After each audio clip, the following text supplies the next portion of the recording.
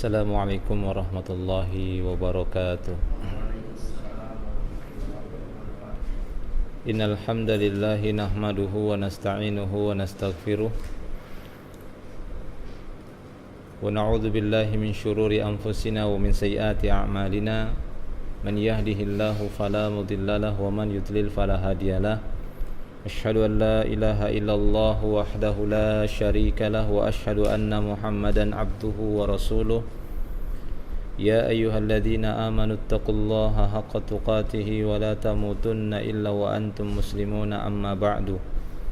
Fa inna asdaqal hadithi kitabullah wa khairal hadi hadi Muhammadin sallallahu alaihi wasallam wa syarrul umur muhdatsatuha wa kullu muhdatsatin bid'ah wa kullu bid'atin dhalalah wa kullu dhalalah finnar. Ma'asyiral muslimin ikhwani fid din rahimani wa rahimakumullah jami'an. Alhamdulillah, kita bersyukur kepada Allah Subhanahu wa taala atas segala karunia dan nikmat-Nya. Kita akan melanjutkan pembahasan kita, di mana pembahasan yang terakhir yaitu berkaitan dengan tahqiqut tauhid. Itu man haqqaqat tauhid dakhalal jannah bighairi hisab. Barang siapa yang merealisasikan tauhidnya, mewujudkan ataupun membuktikan tauhidnya kepada Allah Subhanahu wa taala di masa kehidupannya, niscaya dia nanti akan masuk ke dalam syurga tanpa hisab. Kemudian bab berikutnya di dalam kitab tauhid ini ataupun merujuk kepada syarhu kitabit tauhid al-jadid, bab yang selanjutnya adalah babul khaufi minasyirki, yaitu bab yang akan menjelaskan tentang pentingnya rasa takut kepada perbuatan syirik. Jadi di dalam pembahasan ini kita akan mencoba menguraikan al-khauf ataupun rasa takut terhadap perbuatan syirik. Dan ini merupakan bab yang sangat penting bagi kaum muslimin dan muslimat, terutama di zaman kita sekarang ini, di mana banyak manusia ataupun banyak orang-orang atau banyak kaum muslimin yang menganggap sepele perbuatan syirik ini. Ketika disampaikan kepada mereka tentang bahaya perbuatan syirik, maka mereka langsung mengatakan tidak ada di zaman sekarang ini kesyirikan. Kesyirikan itu hanya terjadi di masa dahulu, di zaman dahulu ya, itu ada kesyirikan. Tapi sekarang enggak ada kesyirikan. Ataupun sebagian mereka ketika kita mengatakan hati-hati dengan kesyirikan, jauhilah kesyirikan, maka yang mereka fahami dari makna kesyirikan itu adalah iri. Ya, iri ataupun tidak senang dengan temannya, sehingga mereka mengistilahkan syirik tersebut adalah untuk itu.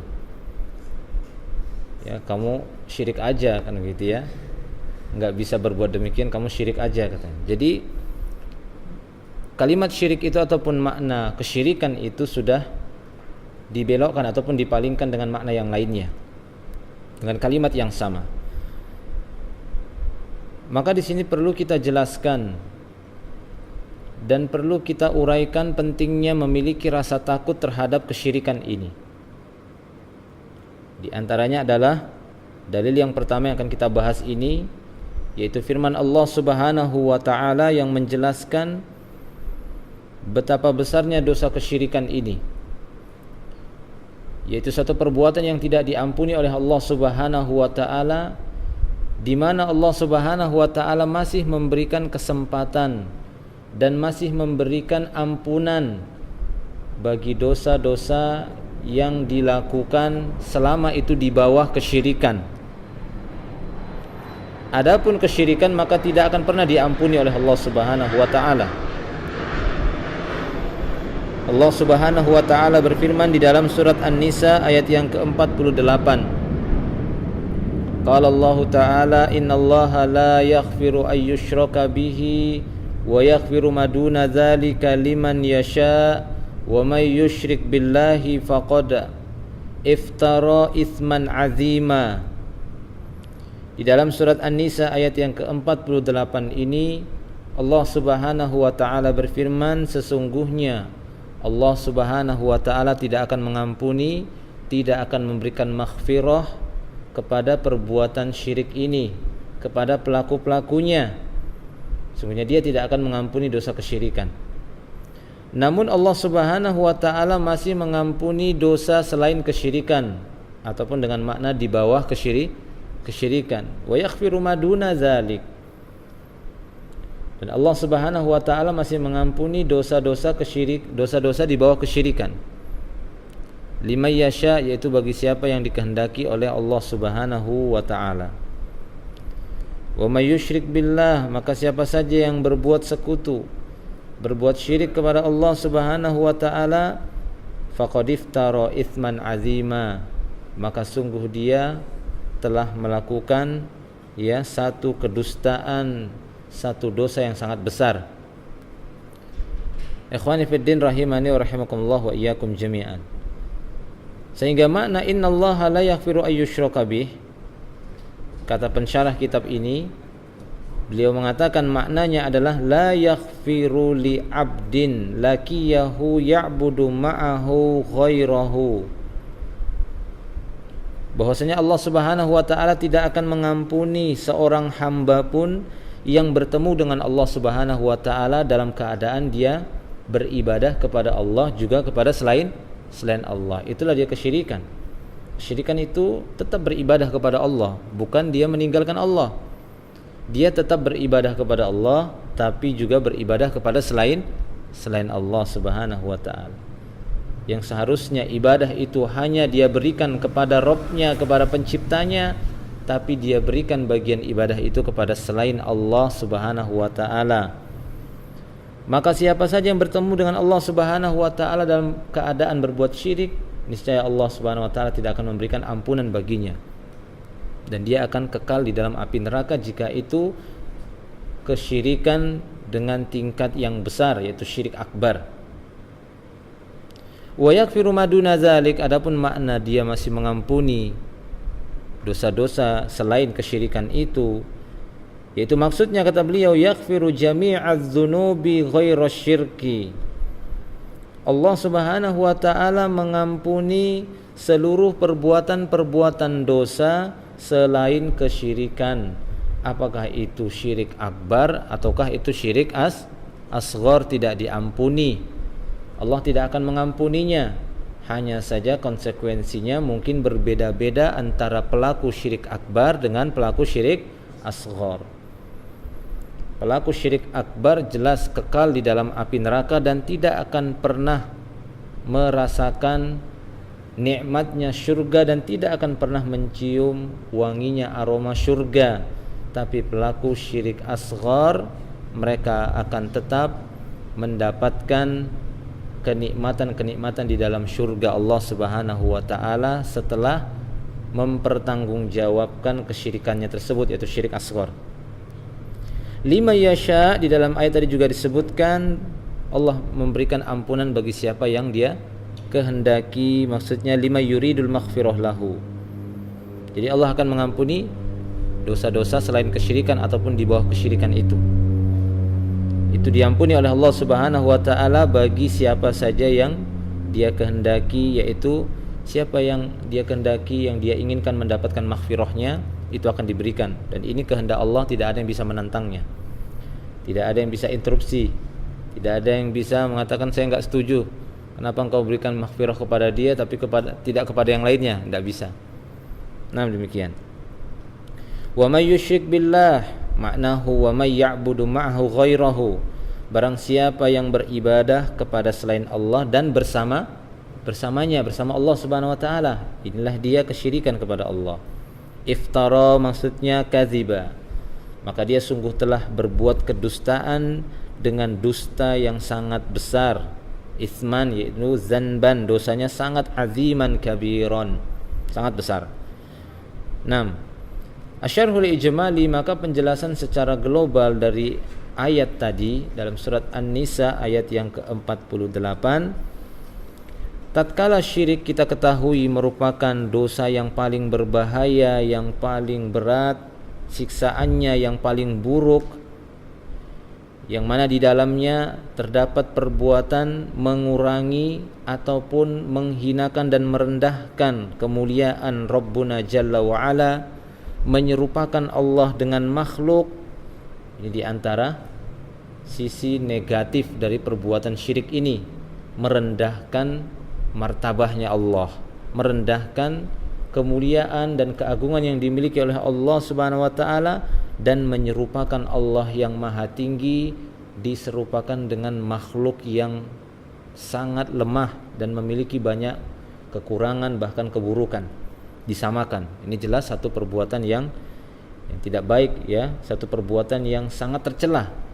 Satu perbuatan yang sangat tercela, menyamakan Khalik dengan makhluk. Oleh karena itu Allah Subhanahu wa taala mengabarkan di dalam ayat tadi bahwasanya Allah Subhanahu wa taala tidak akan pernah mengampuni para pelaku-pelaku kesyirikan ini apabila dia mati dalam membawa, apabila dia mati masih membawa kesyirikannya. Adapun jika dia meninggal dunia di atas tauhid, walaupun dia masih memiliki sebagian dari dosa-dosa tapi bukan dosa kesyirikan, maka ini masih mendapatkan janji untuk diampuni oleh Allah Subhanahu wa taala sesuai dengan kehendak Allah Subhanahu wa taala. Nah, demikian ikhwani fiddin rahimani wa rahimakumullah. Ini penjelasan secara global ataupun secara ijmal. Al-fawaid, adapun faedah-faedah yang bisa kita petik dari ayat tadi. Yang pertama kata beliau, man mata ala syirkil akbar wajabat lahun nar. Barang siapa yang meninggal dunia di atas syirik akbar, maka wajib baginya masuk ke dalam api neraka. Pasti dia masuk ke dalam api neraka. Barang siapa yang meninggal dunia kemudian dia masih membawa dosa syirik akbarnya. Faedah yang kedua kata beliau, man mata ala tauhid wa indahu kabair. Barang siapa yang meninggal dunia di atas tauhid, tidak ada kesyirikan yang dia lakukan, akan tetapi pada dirinya masih ada dosa-dosa besar selain dari kesyirikan. Ya, selain dari kesyirikan, maka ampunan bagi dosa-dosa besar tersebut tahta masyiatillah, di bawah kehendak Allah Subhanahu wa taala. Jika Allah mau, Allah akan mengampuni dan membersihkan secara cuma-cuma dosa besarnya tadi, jika dia memang mati di atas tauhid dan tidak membawa dosa kesyirikan. Dan jika Allah tidak mau, maka Allah tetap akan mengazabnya, namun dia akan tetap akan merasakan nikmat ataupun indahnya surga Allah Subhanahu wa taala. Faedah yang ketiga, fil ayati raddun 'alal khawarij alladzina yakfuruna bidzunub wa 'alal mu'tazilah alladzi yarawna takhlid sahibil kaba'ir finnar. Ayat tadi juga sebagai bantahan untuk orang-orang khawarij.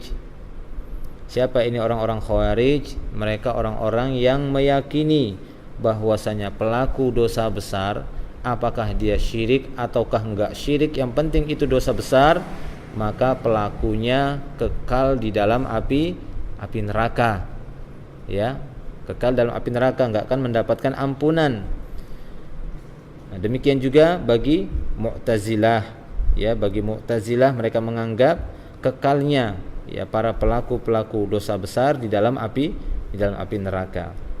Nah, jadi ini merupakan bantahan terhadap kelompok Khawarij ataupun Mu'tazilah tadi yang menganggap pelaku dosa besar itu kafir. Ya, pelaku dosa kafir, keluar dari Islam. Demikian juga Mu'tazilah menganggap bahwasanya pelaku dosa besar itu kekal di dalam api neraka. Ini tidak seperti yang mereka yakini, karena ini akan menyelisihi ayat-ayat Allah Subhanahu wa taala, di antaranya ayat yang kita bahas ini. Faedah yang terakhir kata beliau, isbatus sifatil masyiah lillah, penetapan sifat masyiah bagi Allah Subhanahu wa taala. Berarti Allah memiliki sifat berkehendak. Anda punya kehendak atau tidak? Punya. Allah punya atau tidak? punya kehendak, punya keinginan. Tapi ingat bahwasanya apa yang ada pada Allah tidak sama dengan yang ada pada makhluknya. Kehendak Allah tidak sama seperti kehendak Anda. Kan gitu ya. Kasih sayang Allah tidak sama seperti kasih sayang kita. Marahnya Allah tidak sama seperti marahnya Anda. Nah, demikian. Walaupun penamaannya itu sama. Ini sudah kita sebutkan berulang kali. Munasabatul ayati lil bab.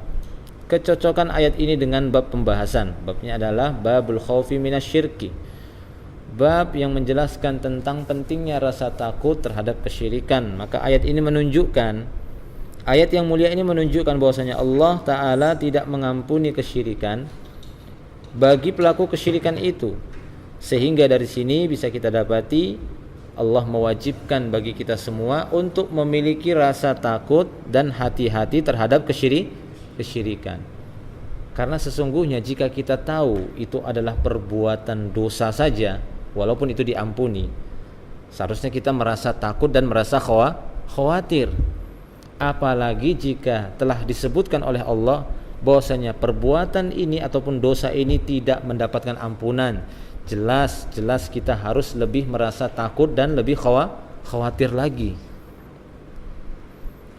Seperti perbuatan berzina, mencuri, mencela, itu kan ancamannya sangat keras. Ya, ancamannya sangat keras.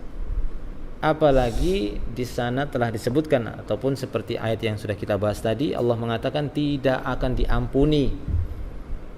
Kalau dosa mencuri masih mungkin diampuni. Ataupun dosa-dosa besar yang lainnya. Mungkin dia mencaci maki, memfitnah, menuduh ini kan gitu ya, berzina dan semisalnya, mencuri, ya, korupsi atau semisalnya. Nah, demikian. Ini termasuk dosa-dosa besar yang ancamannya sangat keras. Tapi ini lebih keras lagi, yaitu tidak akan mungkin mendapatkan ampunan dan kekal pelakunya dalam api neraka. Jelas seorang muslim lebih besar rasa takutnya kepada perbuatan syirik karena ini sebesar-besarnya dosa dibandingkan dosa-dosa yang lainnya. Nah, ini dia sisi ya kecocokan ayat ini dengan pembahasan babul khauf minasyirki. Rasa takut terhadap perbuatan syirik. Dan yang lebih mendukung lagi adalah ayat berikutnya, yaitu di dalam surat Ibrahim ayat yang ke-35. Allah Subhanahu wa taala menyebutkan tentang doa Nabi Ibrahim di dalam surat Ibrahim ini. Wa qaulullahi ta'ala, dan Allah Subhanahu wa ta'ala berfirman, wa idz qala Ibrahimu rabbi ij'al hadzal wa idz qala Ibrahimu rabbi ij'al hadzal balada aminan wajnubni wa baniya an na'budal asnam. Di dalam ayat ini Allah Subhanahu wa ta'ala menyebutkan, dan ingatlah ketika Ibrahim berkata, maksudnya berdoa kepada Rabb-Nya. Apa muatan dan isi doa Nabi Ibrahim alaihissalam? Rabbi ij'al hadal balad, wahai Rabbku, jadikanlah negeri ini. Apa yang dimaksud negeri ini? Makkah al-Mukarramah. Ini berkahnya doa Nabi Ibrahim. Sampai hari ini kita rasakan bagaimana negeri ataupun Mekah Al-Mukarramah itu benar-benar dijadikan menjadi negeri yang paling aman di seluruh permukaan dunia ini. Ya, yang paling aman. Sampai Allah Subhanahu wa taala menyebutkannya dengan tanah haram. Yang melakukan keharaman di situ lebih besar daripada melakukan keharaman di luar tanah haram itu dengan jenis perbuatan yang sama. Mencela dengan satu kalimat saja itu merupakan dosa besar. Selain di tanah haram itu, apalagi itu dilakukan di tanah haram, itu lebih besar lagi. Ya ini dengan jenis dosa yang sama. Tapi nanti hukumannya jelas berbeda walaupun jenis kejahatannya itu hampir sama ataupun jenis kejahatannya sama. Sama-sama dia mengatakan ataupun mengejek ataupun melontarkan satu kalimat yang kotor, satu kalimat yang keji. Di sini kemudian dia ucapkan juga itu di sana di tanah haram, di Makkah Al-Mukarramah ataupun di tanah haram, maka jelas ancamannya nanti berbeda. Nah, demikian ikhwan fillah rahimani wa rahimakumullah wa iyyakum jami'an. Nah, di sini Allah Subhanahu wa taala menyebutkan tentang doa Nabi Ibrahim. Wa idz qala Ibrahim rabbi ja'al hadzal balada aminan. Dan ingatlah ketika Ibrahim berdoa kepada Rabb-Nya, berkata kepada Rabb-Nya, wahai Rabbku, jadikanlah negeri ini menjadi negeri yang aman, wa janubni wa baniya an na'budal asnam, dan jauhkanlah aku serta anak-anak keturunanku dari menyembah berhala. Hadal balad huwa Makkah al-Mukarramah, kata beliau di sini. Yang dikatakan al-balad dalam ayat ini adalah Makkah. Aminan mutmainnun ahluhu. Yang dikatakan aminan yaitu tenang. Penduduknya, rakyatnya merasa aman, nyaman, tentram. Ya, merasa senang, gembira hidup di sana. Wa janubni maknanya adalah ba'idni, jauhkanlah aku. Baniya yakni hum abna'uhu min sulbihi wa banatuhu. Yang dimaksud baniya di sini adalah anak-anak laki-lakinya yang dari sulbinya ataupun anak-anak perempuannya. Walaupun tidak disebutkan di situ anak-anak perempuan, tapi ya kita ketahui anak perempuan mengikuti anak laki-laki dalam hal penyebutannya. Dan al-asnam yang dimaksud adalah jamak dari sonam. Ya, jamak dari sonam wa huwa manuhita ala suratin wa ubida. Sonam yaitu sesuatu yang dipahat kemudian dibentuk dengan satu bentuk kemudian disembah, itulah sonam. Atau bahasa kita patung kan begitu ya, patung pun berhala. Adapun al-wasan a'am min dzalik. Adapun wasan yaitu segala sesuatu yang disembah selain Allah. Apakah itu gunung, pohon, itu dikatakan wasan. Ya, itu dikatakan wasan. Nah, demikian. Nah, kalau kita ingin melihat dari ayat ini bahwasanya Allah Subhanahu wa taala menyebutkan doa Nabi Ibrahim alaihi salam meminta kepada Allah Subhanahu wa taala agar dijadikan ya negerinya gitu ya, negerinya itu ahlul balad, negerinya itu menjadi satu negeri yang aman. Kemudian di sana juga Nabi Ibrahim meminta supaya dijauhkan dirinya dan anak-anak keturunannya dari perbuatan syirik. Coba antum perhatikan ya, dua permintaan ini, yaitu meminta negerinya aman, tempat tinggalnya aman, dan dijauhkan dirinya dan keluarganya dari kesyirikan. Sehingga dari sini kata para ulama bahwasanya satu negeri yang aman itu tidak akan bisa dicapai dengan sempurna sampai penduduknya mau menjauhkan dirinya dan keluarganya dari kesyirikan. Sehingga sangat kita sayangkan, khususnya di negeri kita sekarang ini kan begitu ya, ketika mereka diingatkan untuk menjauhkan diri dari perbuatan syirik, spontanitas mereka mengatakan, mana ada kesyirikan di zaman sekarang ini? Masa sih ada orang Islam nyembah berhala? Ada atau tidak? Ya, kalau seperti berhala-berhala yang dimaksud, seperti berhala yang disembah di masa jahiliyah, benar-benar patung disembah-sembah, seperti ada yang patung-patung mungkin di beberapa tempat kan gitu ya, tadi candi-candi, ada orang muslim di sana nyembah-nyembah gitu, sujud sana, itu mungkin tidak akan kita dapati. Tapi bentuk kesyirikan yang lainnya yang pernah dilakukan oleh orang-orang jahiliyah itu justru banyak kita dapati hari ini, bahkan lebih parah. Loh, kok bisa Ustaz mengatakan kesyirikan sekarang lebih parah daripada kesyirikan di zaman dahulu? Iya, karena sesungguhnya kesyirikan yang terjadi di zaman dahulu itu mereka lakukan dalam kondisi ketika mereka senang, ketika mereka tidak terdesak. Ya, seperti yang disebutkan di dalam surat Al-Ankabut. Di sana Allah Subhanahu wa taala menggambarkan sedikit bagaimana bentuk kesyirikan orang-orang terdahulu. Wa idza raqiba fil fulki da'awullaha mukhlishina lahuddin falamma najjahum ilal barri idza hum yusyrikun.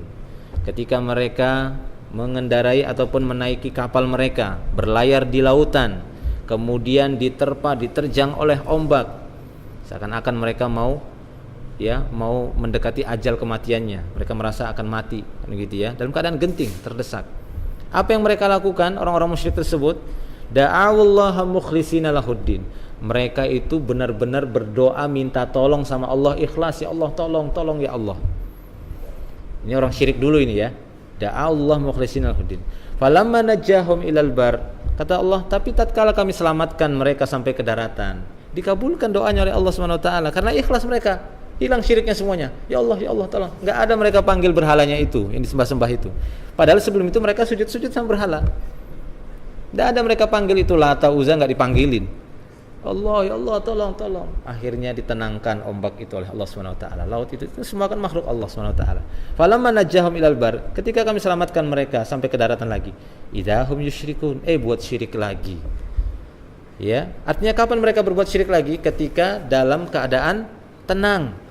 Ya, dalam keadaan senang, dalam keadaan selamat, tapi dalam keadaan terdesak, dalam keadaan genting, dalam keadaan susah, mereka tetap manggil Allah. Tapi apakah Allah Subhanahu wa taala menerima ya iman dan tauhid mereka? Tidak. Allah Subhanahu wa taala tidak menerima tauhid mereka. Allah hanya kasihan saja dan masih ya menghargai sikap keikhlasan mereka dalam kondisi terdesak. Tapi lihatlah, itu orang musyriknya kan gitu ya, tidak menyatakan muslim mereka, itu musyriknya. Tapi lihatlah, di zaman sekarang ini justru kita dapati bukan orang musyriknya, tidak usah kita melihat orang musyriknya, orang muslimnya yang menyatakan diri mereka orang Islam. Ketika mereka dalam keadaan genting terdesak, kemana mereka memanggil? Siapa yang mereka panggil? Yang mereka panggil syekhnya, yang mereka panggil Rasulullah. Ya Rasulullah, tolong kami. Loh, Rasulullah itu Tuhan atau siapa? Ya. Bahkan di antara mereka tatkala ya terdesak ataupun tatkala mereka mendapati sesuatu yang sangat genting, mereka sangat membutuhkan pertolongan, dan ini merupakan perkara yang rahasia, perkara yang gaib yang tidak bisa dilakukan oleh manusia. Mereka mendatangi manusia yang mereka sebut dengan para tidak normal, ataupun dukun kan gitu ya, ataupun penyihir paranormal. Mereka datangi, Pak, ataupun apa panggilannya, Mbah atau semisalnya. Mereka mengatakan, mengungkapkan seluruh permasalahannya. Gimana ini? Kok usaha saya lama-lama ini kok gitu ya, mau habis ini, lama-lama saya bisa bangkrut kalau seperti ini. Tolonglah supaya dibukakan pintu rezeki ini. Oh, bisa, gampang. Kemana mereka datangnya? Apakah kepada Allah, berdoa kepada Allah? Tidak. Kalau kita suruh berdoa kepada Allah, minta supaya dilariskan daganganmu. Apa dalam hati mereka? Aduh, lambat betul, merasa lambat. Masya Allah, kami ini orang yang banyak dosa, kami nggak sanggup langsung minta sama Allah, ya, kecuali mendatangi. Nah itu kan, mendatangi kuburan, mendatangi dukun, mendatangi orang pintar katanya, nanti dikasih air, disemprot-semprot atau yang semisalnya. Nah demikian, ya. Jadi jelas bahwasanya rasa takut kepada kesyirikan itu wajib dimiliki oleh setiap muslim dan muslimah. Tidak hanya kita, bahkan Nabi Ibrahim alaihissalam merasa takut terjatuh kepada kesyirikan. Dia meminta kepada Allah, Rabbi ja'al hadzal balada aminan wajnubni wa baniya an na'budal asnam. Coba bayangkan, setingkat Nabi Ibrahim alaihissalam yang kita kenal. Siapa itu Nabi Ibrahim? Seorang ya pendekar tauhid, yang mana dia berani ya untuk melawan kesyirikan yang dilakukan oleh kaumnya, bahkan ayahnya sendiri. Seorang yang berani mendatangi markasnya kesyirikan, berkumpulnya berhala-berhala di sana, dia hancurkan semuanya. Masya Allah. Ya, seorang manusia yang seperti ini saja, seorang nabi kan gitu ya, tetap dia masih meminta kepada Allah supaya dijauhkan dari kesyirikan dan anak keturunannya. Lalu bagaimana kita ini yang kesyirikan di zaman sekarang ini lebih keren lagi istilahnya, lebih modern lagi. Kalau dulu ya jelas-jelas syirik, kalau sekarang ini dipoles dengan istilah-istilah yang samar sehingga orang-orang mengatakan, oh ini enggak syirik kok, dia enggak ngasih nama syirik. Ya iya, enggak ada yang ngasih nama syirik. Enggak ada buka praktek-praktek kesyirikan tuh, kami membuka praktek syirik, enggak ada. Kami membuka praktek sihir, enggak ada. Dipakai istilah-istilah yang tidak ya terdeteksi ataupun membuat orang tertipu. Apakah itu dengan mengatakan ya pengobatan asmaul husna, pengobatan tauhid, ya, menyingkap alam gaib, kan gitu ya, membuka kunci-kunci gaib atau yang semisalnya. Nah, demikian. Ataupun dengan istilah-istilah apa, membuka aura, katanya apa aura itu? Ya. Atau semisalnya lah. Ya, istilah-istilah yang menipu. Nah, demikian. Baik, ya. Jadi itu dia. Kemudian kita langsung kepada faedah. Al-fawaid. Ya, al-fawaid fadlu Makkah ala ghairiha, keutamaan kota Mekah dibandingkan selainnya. Jadi kota Mekah itu memiliki keutamaan sampai hari kiamat. Bahkan di antara tanda-tanda hari kiamat dan tidak ada lagi kehidupan ini, yaitu dihancurkannya Ka'bah. Ka'bah itu dihancurkan, ya. Dan yang menghancurkannya itu seorang yang bertubuh pendek, cebol, yang mana pada saat itu tidak ada lagi orang-orang Islam. Allah telah mewafatkan orang-orang beriman. Datanglah seorang yang bertubuh pendek, cebol, dengan kapaknya dia hancuri Ka'bah itu, puk. Seperti yang diriwayatkan dalam beberapa hadis. Ya, seperti yang diriwayatkan oleh beberapa hadis, dan di sana disebutkan namanya adalah, dia digelari Dzulsuwaiqah, ya, Dzulsuwaiqah, yang memiliki kedua betis yang pendek, karena dia memang orangnya pendek, cebol. Dia ngancuri Ka'bah. Itu nanti akhir zaman terjadi. Nah, tapi sebelum itu maka Ka'bah ini akan dijaga oleh Allah Subhanahu wa taala. Nah,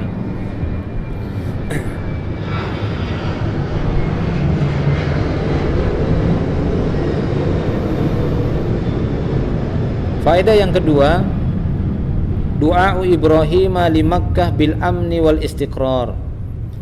Doa Nabi Ibrahim untuk kota Mekah supaya mendapatkan keamanan dan ketenangan. Nah, di sini juga bisa kita dapati satu faedah, bahwasanya para nabi itu doanya mustajab, kan gitu ya. Para nabi itu doanya mustajab. Nah, demikian sebagaimana juga doa-doa yang telah dipanjatkan oleh Nabi Muhammad SAW. Dan buah dari doa Nabi Ibrahim bisa kita dapati sampai hari ini, ya. Jadi doa kebaikan itu memang bisa didapati faedah dan manfaatnya itu sampai waktu yang cukup lama. Nah, faedah yang ketiga, itsbatun naf'id doa, penetapan bahwasanya doa itu bermanfaat. Jadi jangan pelit-pelit sama doa. Jangan hanya mendoakan diri sendiri. Cobalah doakan yang lainnya. Belakangan ini kita disibukkan dengan orang-orang yang akan duduk di majelis atau di parlemen, kan gitu ya. Disibukkan, ini siapa yang akan duduk di parlemen ini, di dewan legislatif ini. Kalau sampai orang kafir, kalau sampai dia kaum yang sesat, kalau sampai ini kita bisa kacau. Kenapa kita tidak memanfaatkan doa kita? Ya, kenapa kita tidak memanfaatkan doa kita? Cobalah angkat tangan kita, minta kepada Allah sebagaimana Ibrahim meminta supaya negeri yang menjadi tempat tinggalnya itu aman. Kita angkat tangan kita, ya Allah. Tidak usah doa berjamaah, tidak usah harus kumpul di satu lapangan kemudian dipimpin oleh satu orang, yang lainnya ngaminkan. Tidak perlu, itu mengeluarkan biaya besar.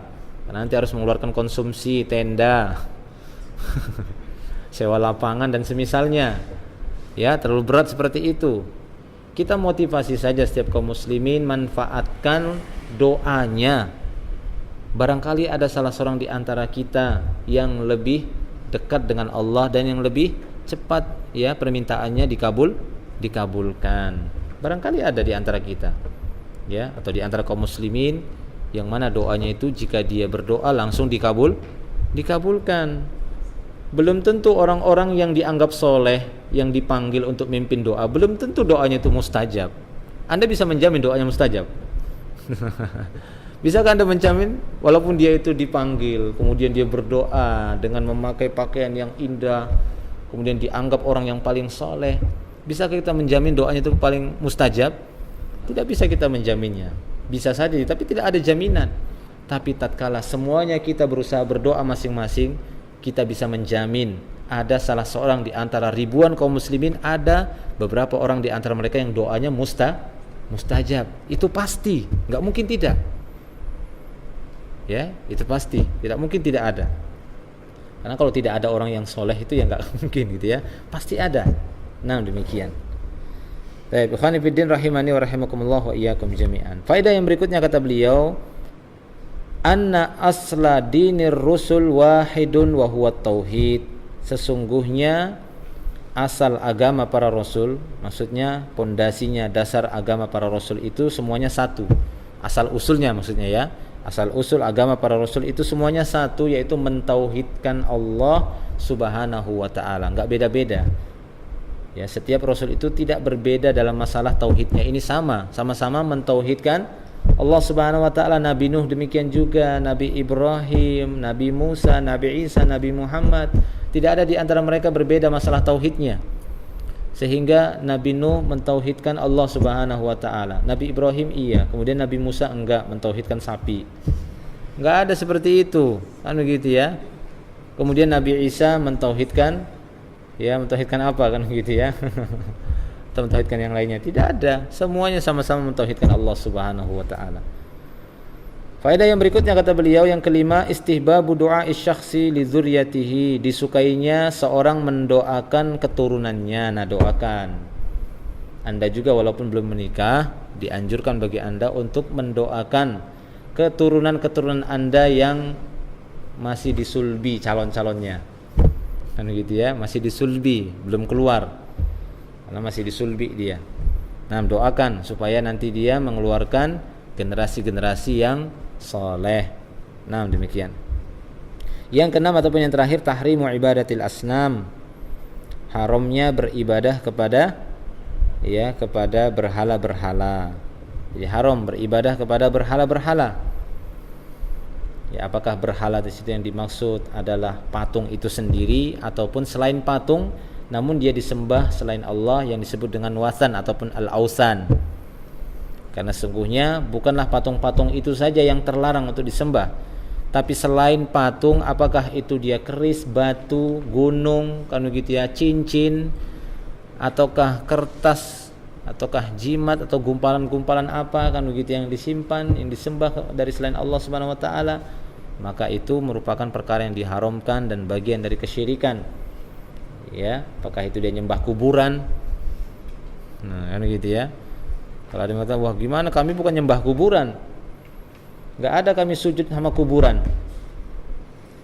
Benar bahwa yang namanya menyembah ataupun ibadah itu tidak mengharuskan ya sujud, tidak mengharuskan dahi kita ini di atas tanah di hadapan itu. Kalian nyembah keris misalnya, nyembah gunung, gak ada kita sujud sama gunung, bukan itu yang dimaksud. Tapi keyakinan-keyakinan itu yang meyakini bahwasanya selain Allah Subhanahu wa taala yang itu merupakan kekhususan bagi Allah tapi dimiliki oleh selain Allah Subhanahu wa taala dan dia meyakininya. Dia meyakini bahwasanya gunung ini ada penjaganya ini. Ya, sehingga dia meyakini kalau saya mengharapkan hal ini kepada penjaga gunung ini, maka ini bisa berpengaruh kepada saya. Dia lupa sama Allah Subhanahu wa taala ataupun tetap dia beribadah kepada Allah Subhanahu wa taala, tapi tetap juga dia minta kepada penghuni penjaga gunung itu misalnya, ataupun penjaga laut. Laut ini dikuasai oleh ini katanya. Ya, laut ini ada penguasanya. Minta sama dia sehingga apa? Sehingga melakukan penyembelihan di pinggir laut. Padahal sembelihan itu hanya untuk Allah. Syirik, jelas ini kesyirikan. Ya. Innas salati wa nusuki wa mahyaya wa mamati lillahi rabbil alamin. Sesungguhnya salatku, sesembelihanku, hidup dan matiku hanya untuk Allah Rabbil alamin. Atau firman Allah Subhanahu wa taala, fasalli li rabbika wanhar. Salatlah untuk Rabbmu dan menyembelihlah untuk Allah Subhanahu wa taala. Tapi tidak, mereka berikan ini kepada penjaga laut tadi, penjaga danau, atau penjaga satu tempat yang dianggap memiliki kekuatan. Nah, yang seperti ini, inilah dia di antara bentuk-bentuk kesyirikan yang harus diwaspadai dan ditakuti. Ya, artinya ditakut di sini maksudnya untuk dijauhi. Ya, ditakut di sini dimaksud adalah untuk dijauhi. Agar kita menjauhi perbuatan-perbuatan syirik seperti itu dan tidak berusaha untuk mendekatinya, ya, kemudian menjauhinya. Munasabatul ayatil bab, kata beliau, kecocokan ayat ini dengan bab ataupun pembahasan, ya, haitsu dallatil ayatu ala anna Ibrahim ma'a quwwati imanihi yakhsha ala nafsihi wa abnaihi minasyirki fa aujaba alaina dzalika an nakhafa minhu min babil aula. Kata beliau, ayat ini yaitu surat Ibrahim tadi ya, yang menunjukkan bahwasanya Nabi Ibrahim alaihissalam padahal dia seorang yang sangat kuat imannya, akan tetapi tetap beliau merasa takut kepada perbuatan syirik. Beliau takut dirinya terjatuh kepada perbuatan syirik. Sehingga sangat kita herankan kalau ada orang-orang yang imannya juga tidak sekuat iman Nabi Ibrahim.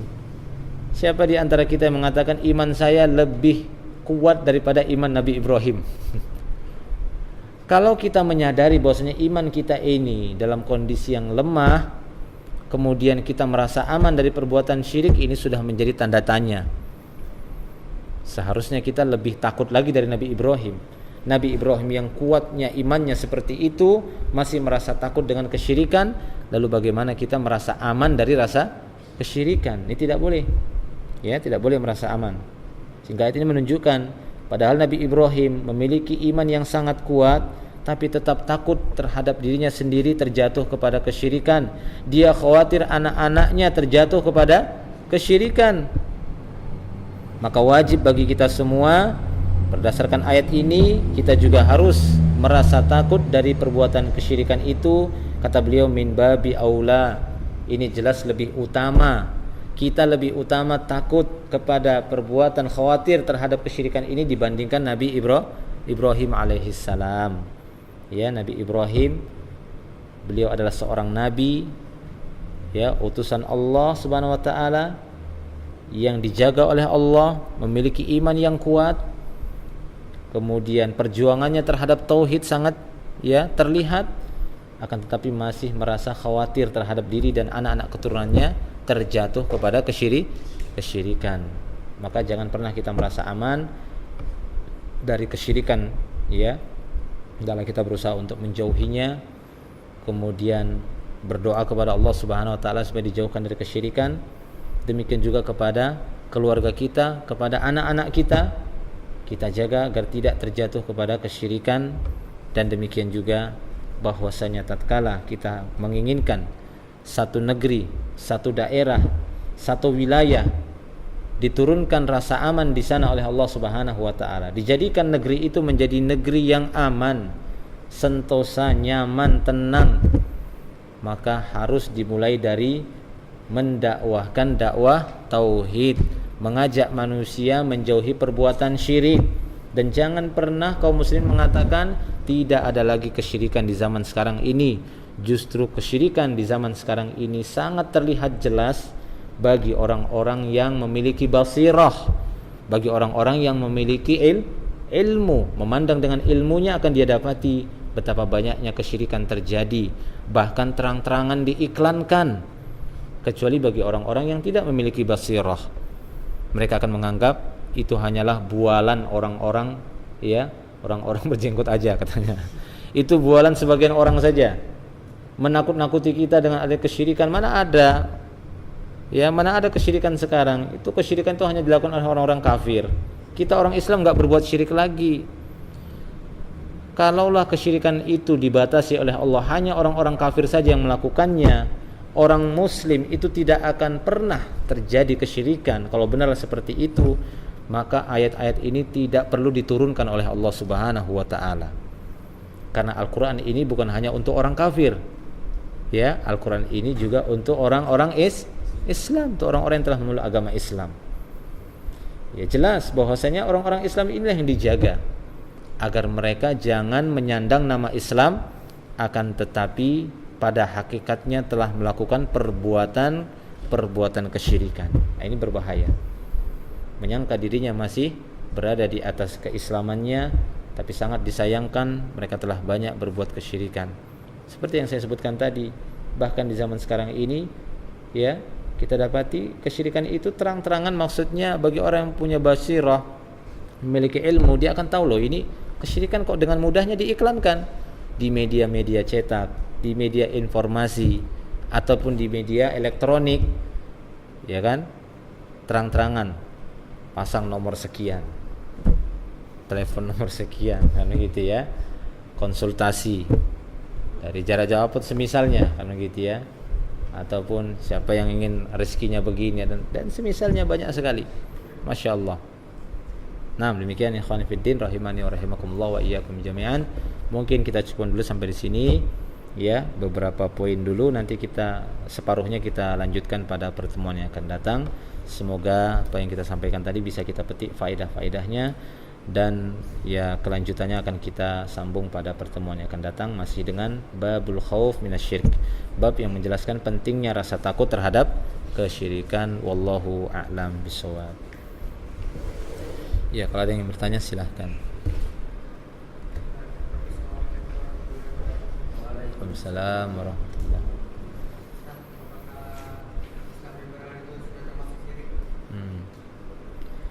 Wallahu a'lam bishawab. Sejauh yang ana ketahui, penyimpangan-penyimpangan mereka itu banyak kepada perbuatan-perbuatan kufur, bukan kepada perbuatan-perbuatan kesyirikan.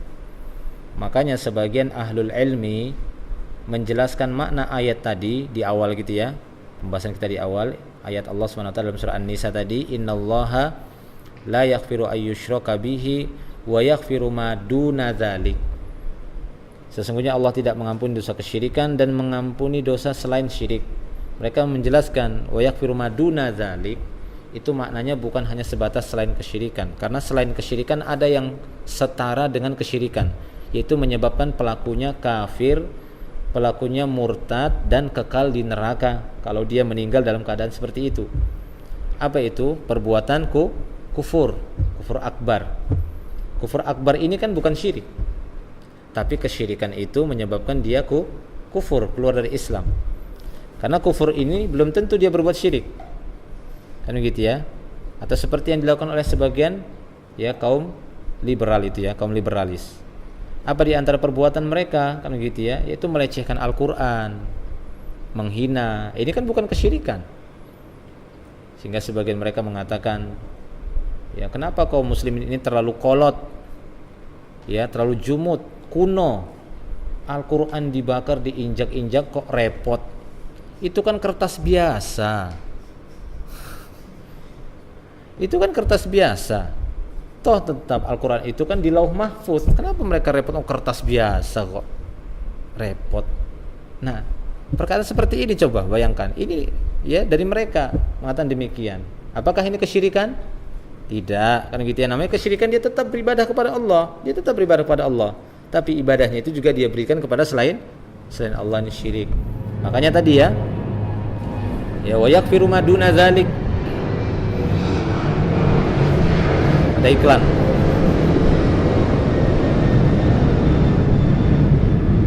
Jadi di sisi lain kita memahami ayat itu bukan hanya sebatas Allah akan mengampuni selain kesyirikan, tapi juga kita pahami di bawah kesyirikan. Karena selain kesyirikan ada yang menyebabkan pelakunya itu kufur akbar, kan gitu ya, kufur akbar, pelakunya itu murtad, keluar dari Islam dan kekal dalam api neraka. Nah, demikian jika dia tidak bertobat, sebagaimana syirik juga, jika dia tidak bertobat sampai kematiannya dia akan kekal dalam api neraka. Nah, jadi itu yang saya dapati dari ya kaum liberalis ini, itu di antara contoh penyimpangan mereka, kekufuran mereka, terutama terhadap Al-Qur'an, terhadap istihza mereka terhadap Islam. Istihza itu mengolok-olok Islam gitu ya, mengolok-olok syariat Allah Subhanahu wa taala. Ini kekufuran walaupun itu bukan dinamakan kesyirikan. Sehingga saya dapati wallahu alam apakah sahih ataukah tidak ceritanya itu, tapi sempat saya membaca ketika seorang dosen ya kurang lebih mengatakan demikian, melecehkan Al-Qur'an. Oh, repot gitu ya, Al-Qur'an dibakar kok sibuk. Ini kuno nih orang Islam sekarang ini. Padahal sudah zaman modern. Kan Al-Qur'an itu tertulis di Lauh Mahfuz. Alhamdulillah ada salah seorang mahasiswanya kebetulan kan gitu ya, disuruh membaca tulisan dosennya itu loh. Dia ada satu karya kan gitu ya dosennya. Dia pinjam, Pak, saya mau baca. Dia baca. Kemudian diinjek-injek, diludahin. Dia pokoknya dihina-hinakan tulisannya itu. Marah dosennya. Kamu kurang ajar, enggak sopan dan semisalnya kan gitu ya. Loh, kenapa Pak? Ini kan kertas biasa. Toh ilmunya kan ada di otak Bapak. Dia langsung pergi. Tidak bisa jawab apa-apa. Ya jelas kan begitu ya. Segala sesuatu yang berkaitan dengan kehormatan itu tetap terhormat. Kan begitu ya, itu tetap terhormat. Misalnya apa? Misalnya ada seorang yang bernama, ya, ada seorang yang mungkin bernama, taruhlah bernama ya Muhammad kan gitu ya, tidak usah Muhammad lah. Ada seorang mungkin bernama, siapa nama antum? Ada seorang bernama Ihsan misalnya. Seorang bernama Ihsan. Kan begitu ya misalnya. Maka hal-hal yang berkaitan dengan kemuliaan si Ihsan ini, barang-barang yang dia miliki, itu kan juga ikut terhormat kan begitu ya, terjaga. Apa di antaranya rumahnya. Ya. Kan kita bukan melempari si Ihsan, yang kita lempari rumahnya. Ya jelas ya, orangnya juga sakit hati kan gitu ya, merasa marah dan tidak suka. Bahkan gak usah rumahnya, sendalnya saja antum letakkan tai di sana, marah dia. Sepatunya kan gitu ya, marah atau tidak? Marah kan begitu ya. Nah inilah otak-otaknya orang liberalis kan gitu ya. Sebenarnya celaan-celaan, olok-olokan yang mereka lontarkan itu sebenarnya kembali juga kepada diri mereka sendiri. Tapi demikianlah. Ya, paham ya? Allahu a'lam bishawab. Ada yang lain mungkin? Ya. Saya pernah lewat depan tetangga saya, terus dia tanya, nggak sekolah, oh enggak om, saya bercandakan, enggak om, bolos, bolos om, istis, kalau kamu bolos kesembah, dia ngomong kayak gitu kan, nah itu apa kayak gitu sudah termasuk sirik? Tidak ya. Jadi itu masih hanya syirkul alfaz, ya, syirik lafaz. Ya, kalaupun dia mengucapkan itu dalam kondisi jahil kan gitu ya, tidak tahu apakah makna menyembah yang dimaksud. Ya, ini mudah-mudahan uzur kan gitu ya, artinya uzur bil jahal. Artinya dia dimaafkan karena kebodohannya. Ya, jadi dimaafkan karena kebodohannya. Seperti kisah seorang yang diceritakan oleh Rasulullah kehilangan unta beserta barang-barang bawaannya. Perbekalannya semua ada di onta itu, sementara dia di satu sahara kan gitu ya, di satu padang sahara yang sangat tandus, tidak ada kehidupan di sana. Dia melakukan perjalanan. Kemudian ontanya tersebut yang dia kendarai dan di situ semua barang-barangnya, tanpa dia sadari dia tertidur, onta itu pergi. Sehingga tidak ada di sisinya ataupun di tangannya sedikit pun perbekalan. Ya gimana orang seperti ini? Ya, di tempat yang itu nggak ada satupun manusia, tandus kan gitu ya, kering, nggak ada air, nggak ada makanan, ini gimana? Ini kan nunggu mati aja, tinggal ngitung hari saja, menghitung hari dia, menghitung hari kematiannya. Ya dia cari ke sana, tidak dia temukan, tidak ada sedikit pun titik terang, bahwasanya ontanya ada di sana, tidak ada, beserta barang-barangnya. Akhirnya dia pun tertidur lagi. Setelah terbangun, dia dapati tali ontanya itu ada di badannya, di tangannya, beserta barang-barangnya, kembali lagi ontanya. Ini ceritakan Rasulullah SAW. Saking senang dan gembiranya, dia pun mengatakan ya kepada Allah Subhanahu Wa Taala, Allahumma anta abdi wa ana rabbuka. Ya Allah, dia terbalik ngomongnya, nggak sengaja. Ya Allah, sesungguhnya engkau adalah hambaku, aku adalah Tuhanmu. Saking senangnya dia gitu loh, barangnya kembali lagi. Ya dia saking senangnya. Padahal ucapan ini kufur atau tidak? Kufur ini, mengatakan, wah kamu itu hamba saya kan gitu ya, saya ini Tuhan kamu, kan begitu dia. Tapi dia melakukan itu kenapa? Karena saking gembiranya gitu loh, saking senangnya. Nah demikian, orang yang dalam kondisi yang terlalu melampaui batas itu belum bisa dihukumi. Terlalu marah, terlalu senang, dan terlalu takut, itu tidak bisa dihukumi. Nah demikian juga tadi gitu ya, itu mungkin karena kebodohan dan kejahilannya. Tapi kalau dia memang sudah mengetahui itu, ya dia mengetahui apa makna menyembah kan gitu ya, makna menyembah itu dia sudah tahu, itu adalah ibadah yang tidak boleh diberikan kepada selainnya. Dia berkata demikian untuk main-main, ini syirik, ya ini kesyirikan. Maka dia harus bertobat kepada Allah Subhanahu Wa Taala. Allahu a'lam bishawab.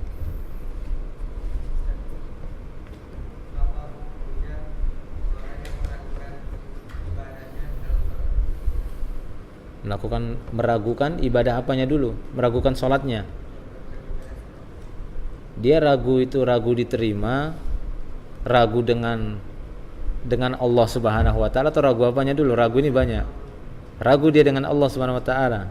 Kalau itu merupakan waswas syaitan, maka harus dia hilangkan. Ya, karena sesungguhnya syaitan itu suka membisikkan sehingga kita menjadi ragu.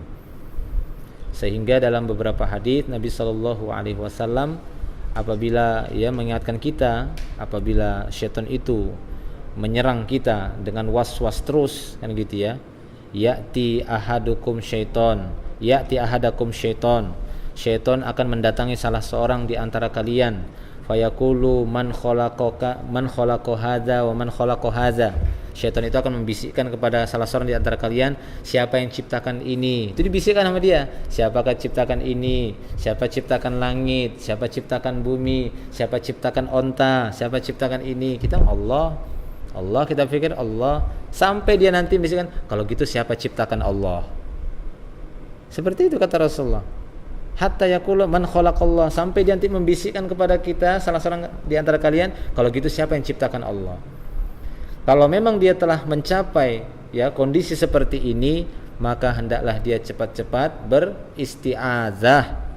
Hendaklah dia mengucapkan a'udzubillahi minasyaitonirrajim, falyantahi kata Rasulullah. Kemudian tinggalkan bisikan-bisikan itu, keraguan-raguan itu. Da'ma yaribuka ila ma la yaribuka. Tinggalkan apa yang meragukanmu dan ambillah apa yang tidak meragukan. Ambillah yang yakin. Kalau kita memang awalnya itu yakin dengan Allah Subhanahu wa taala, kemudian muncul keraguan-raguan dari bisikan-bisikan syaitan, kita kembali kepada keyakinan tadi dan tinggalkan keraguan itu.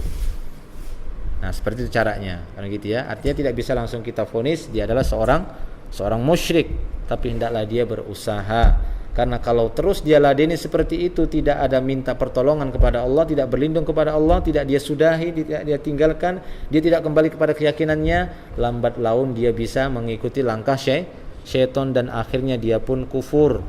Dia pun akan keluar dari Islam. Dia pun ternyata begitu saja Allah gitu ya. Ataupun dia akan tertipu dengan jalan-jalan syaitan yang lain. Nah, demikian. Jadi harus dia tinggalkan. Wallahu a'lam bishawab. Cukup ya? Iya, cukup ya. Terakhirlah sudah. Jadi sudah.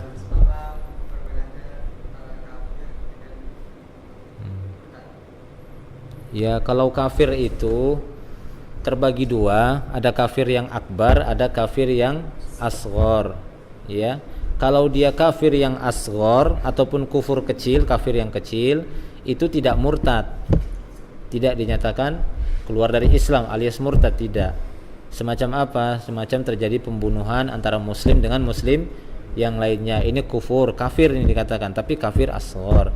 Seperti istri yang durhaka sama suami dikatakan kufur, tapi kufur asghar. Nah, itu ya contohnya ya. Seperti seorang anak yang tidak mengakui bapaknya. Ya. Ini kufur namanya, kufur asghar. Atau seorang anak yang merubah-rubah nasabnya, seharusnya dia namanya Ihsan, kan, bin apa gitu ya. Mohon maaf, mungkin kita kasih contoh, misalnya Ihsan bin Muhammad lah, kan gitu ya. Artinya Ihsan bin Muhammad, dia buat Ihsan bin Michael Jackson. Ini kufur asghar, menisbatkan bapaknya kepada orang lain. Enggak boleh. Itu kufur asghar. Itu kalau kufur yang kecil, bukan murtad dia gitu ya. Tapi kalau kufur akbar, murtad. Ya, seperti yang kita contoh-contohkan itu, kan gitu ya. Itu dia kufur akbar. Paham ya? Nah, wallahu a'lam bishawab. Ya, mungkin sampai di sini dulu materi yang bisa kita sampaikan dalam majelis ini.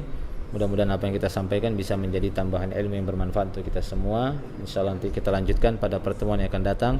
Wa akhiru da'wana alhamdulillah, subhanakallahumma bihamdika asyhadu an la ilaha illa anta astaghfiruka wa atubu ilaik. Assalamualaikum warahmatullahi wabarakatuh.